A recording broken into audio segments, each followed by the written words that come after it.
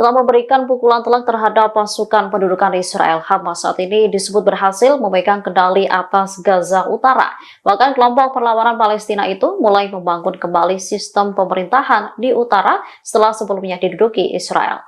Pernyataan ini disampaikan oleh Ketua Dewan Keamanan Nasional Israel, Eyal Hulata, yang mengaku mendapat kabar soal pemulihan Hamas di Gaza Tengah dan Utara.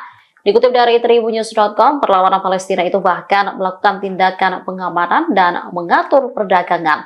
Administrator dan pejuang Hamas mempertahankan kontrol yang kuat di wilayah selatan, tempat sebagian besar warga Palestina terkonsentrasi.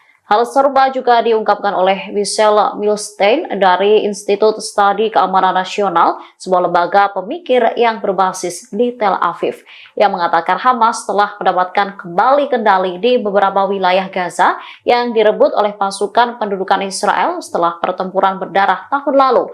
Ini mencakup sebagian besar wilayah utara yang hancur, termasuk Kem Syaati, Kem Pengungsi Jabalia, Sejaia, dan kota Gaza. Sementara itu, Israel mulai kehilangan kendali di Gaza hingga menarik mundur banyak tentaranya dari wilayah kanton itu.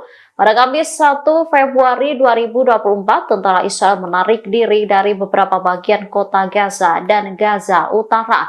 Namun pasukan yang ada di Khan Yunis disebut akan dikerahkan ke Rafah perbatasan Mesir.